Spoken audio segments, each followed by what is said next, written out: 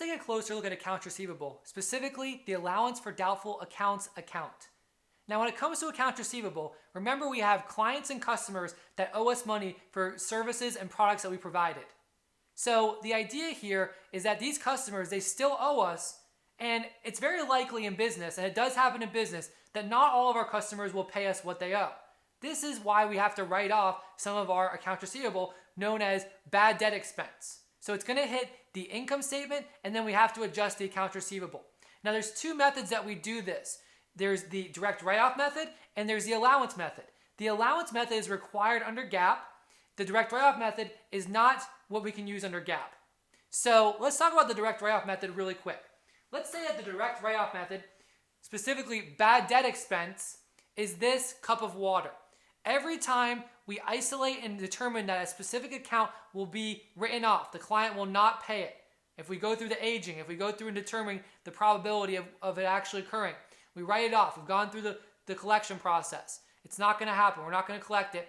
We're going to debit or increase the bad debt expense, and then we're going to write off the actual accounts receivable. So the idea there is we're pouring a little bit of that expense. It's going out, okay? Every time you write off that direct account. So it's a direct write-off method. You actually write it off.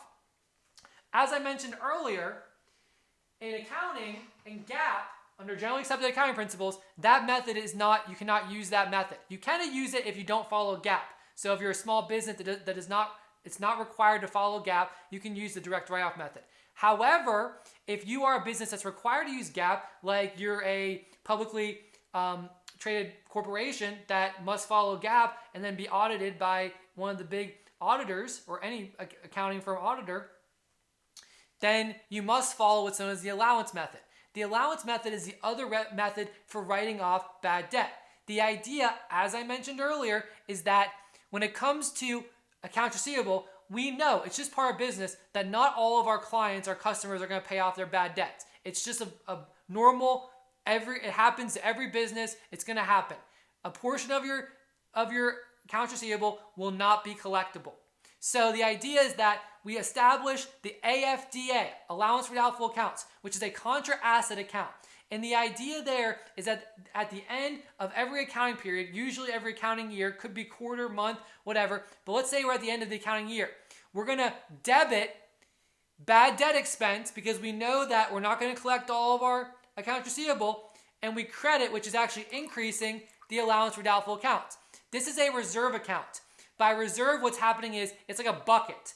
You fill up the bucket, which is a reserve, which is we debit bad debt expense. Remember, we use that for the direct write-off method. This is the same cup, same bad debt expense. And instead of directly writing it off, what we're doing is we're saying, hey, we know that during the year, the upcoming year, we know that some of our accounts receivable will not be collectible. We're going to go ahead and calculate that now. We're going to write those off now. That's what's required under the GAAP, okay?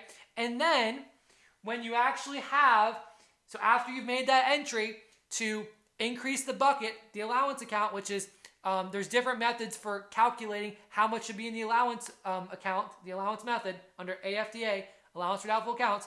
Every time a specific customer needs to be written off, instead of debiting bad debt expense, which we already did, we then go to our bucket and a little bit pours out. So if we write off one client, boop, a little bit, okay? A little bit goes out. Okay, a few months later, write off another one, boop, goes out, okay? Another one, boop, a little bit, right? Bucket, that's a reserve.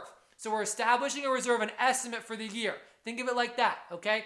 Now, there are times where there might be more write-offs than what's allowable in the bucket. That can happen. A reserve is not perfect. Or there might be times where the reserve still has some left over. A lot of times it will have some left over because in accounting, we estimate on the conservative side.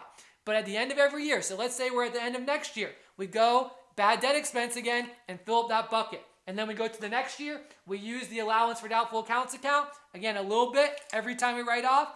So rather than directly debiting bad debt expense, we're just going to do that because we know it's a cost of doing business. And that is the allowance method as explained under the buckets I like to use, or the cups, right? So you get to see, right, every time, we're a little bit off. So I hope that helps you understand the allowance method, which again, the allowance method is required under GAAP, generally accepted accounting principles.